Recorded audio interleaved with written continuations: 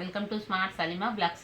అదైతే చాలా రోజులు అవుతుందండి వీడియోగా, ఎందుకంటే మేము దుకాణంలో కిరాణా షాప్లో పనికి పోతున్నా నేను, అందుకనే టైమే కుదురుతలేదు అసలుకి.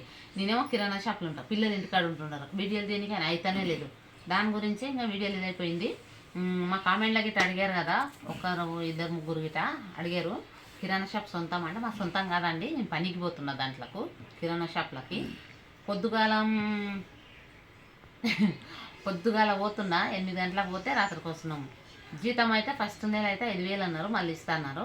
అంటే రాత్రికి 7 గంటలకల్లా వస్తున్నాం. అందుకని కిరాణా షాప్ టైం కుదురుతుంది. అది మా ఫోన్ గిట్ట కొంచెం ఖరాబ్ అయిపోయింది ఫ్రెండ్స్, వీడియో నీకు వస్తానే లేదు. దాని గురించే ఇక చెప్పండి. హాయ్ ఫ్రెండ్స్, ఎలా ఉన్నారు? బాగున్నారా? నేనైతే పనికి అడవికి పోతున్నాండి. పనికి వెళ్తుందా సరిగా పని దుక్కలేదండి. ఒకరోజు ఉన్నప్పుడు తెస్తున్నా, ఉన్నప్పుడు వెళ్తున్నాండి పనికి, లేనప్పుడు అయితే ఇంటికి వస్తున్నా, వాపస్ వస్తానండి. ఈరోజు అయితే ఇంటికి ఉండండి. ఎందుకు వస్తుంది? ఒకరోజు పోతున్నాండి, ఒకరోజు పోతానండి. పని ఉన్నప్పుడు దొరుకుతున్నప్పుడు చేస్తున్నాండి, దొరికినప్పుడు మొత్తం ఇంటికి వస్తున్నాండి. ఏం చేస్తాను చెప్పి ఈరోజు ఇంటికే వచ్చినాండి. ఇక చేసేపు అనుకున్నా, ఇప్పుడు దుకాణంకి బంద్ చేసి వచ్చింటిమి. ఇప్పుడు దుకాణం బంద్ చేసి వచ్చిన ఇప్పుడు తీయాలండి. 1 గంటకి వెళ్ళి 2 గంటల వరకు గిరాకు ఉండదండి. అంతకన్నా గిరాకు ఏముండదు, పిల్లలు ఉండదు కదా గిరాకు, లేకపోతే అంతా స్కూల్ పిల్లలు అవుతారు, అంత గిరాకు వస్తలేరు. అందుకే ఏం చేసినట్టే తిండికి వస్తున్నాయి. తిండికి ఇంటికి అస్సలు రాకుట్టి టిఫిన్ తీసుకుపోయి ఆన్నే తిని ఆన్నే ఒకటి అస్సలు 2 గంటలు కుసాలు ఊకేనా గిరాకు అవుతలేదు. సాయంత్రం పూట 6 గంటలకు వెళ్ళి బాగా 9 గంటల వరకు 2-3 గంటలు గిరాకు ఉంటుంది. ఆ తర్వాత ఏం గిరాకు ఉండట్లేదు, గిరాకు అవుతలేదు. ఇంకా సరేలే అని మళ్ళీ ఇప్పుడు మూసి వచ్చినాయి. ఇంటికి వచ్చినాం, ఇంటికి వచ్చేసి తినేసి కూకున్నాము. ఇంక ఇప్పుడు పని దొరకలేదు కదా, పని దొరకనప్పుడు తను అవుతాడు, పోయి కూకుంటాడు. నేను అక్కడ పోయినప్పటి నుంచి కూరగాయలు అవన్నీ మా చేస్తున్నారన్న, మా పిల్లలే వండుతున్నారు ఇద్దరు. ఇప్పుడు కొంచెం ఉండదు కదా, ఇతను ఉంటాడు కదా, పోయి కూరగాయలు అవి దిద్దుకొని. ఏంటంటే నేను ఇంటికాడే ఉందా అన్ని పని కోలేను కదా, ఈరోజు ఆమెకు రెస్ట్ ఇస్తామని జరసేపు అడుగుకొని అన్ని యాస్టకు ఉంటుంది కదా, ఈరోజు అన్న రెస్ట్ ఉంటుంది జరసేపు. అందుకని అతను పోతాడు. సాయంత్రం వస్తుందండి, 6 గంటలకల్లా వస్తుంది. ఇంకా ఇప్పుడైతే 2 అయింది, 2 అయిపోయింది. పోతాడు 1 గంట మూసినాము, 2:30కు తెరుస్తాం. ఇంకా 3 గంటలకు వెళ్ళి స్కూల్ పిల్లలు వస్తారు కదా, ఇంకా దానికి వెళ్ళి మాదేం సొంతం కదండి, పనికి వెళ్తుండా నేను. కామెంట్లు అడిగారు కదా పని అంటే, ఇక్కడ మాకు పక్క గల్లీ లేదండి, కొంచెం దూరం ఉండదు. అయితే అక్కడనే వెళ్తుండా. పొద్దుగాల పోతా అంటే పొద్దున్నే 7 గంటలకల్లా లేస్తాం. మేము పొద్దున్నే లేచి నేను అన్నం కూర చేస్తే ఇతను పోయి ముందు షాప్ తీసి కొంచెం ఊడిచి పాలు వస్తాయి, పాలు తీసుకొని పెడతాడు. పెట్టేసి నేను అన్నం కూర వండి ఇంకా టిఫిన్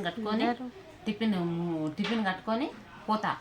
పోయి మా పిల్లలు గిట్ట స్కూళ్ళకు కాలేజీలకు వెళ్ళిపోతారు.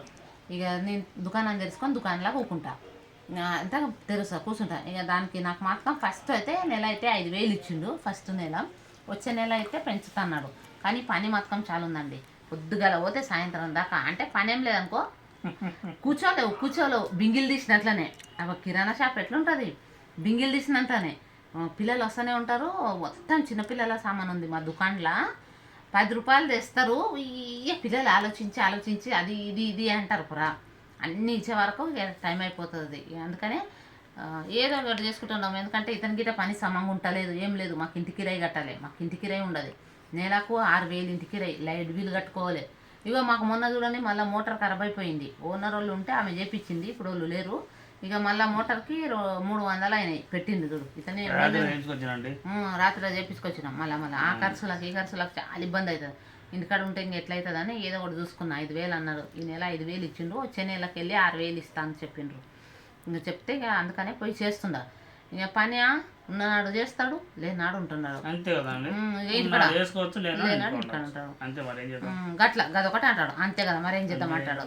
అంతే, వేరే పని చేస్తున్నప్పుడు చేసుకోవాలి, లేనప్పుడు ఉండాలి. అది ఇంకా అందుకని నేను ఎత్తుకున్నా. ఇంకా దూరం ఏం లేదు, దూరం కానీ బస్సులు ఎక్కాలి, ఎక్కడెక్కాలంటే పోలేనండి. నేను హ్యాండిక్యాప్ కదా, చాలా దూరం పోవాలంటే పోలేను.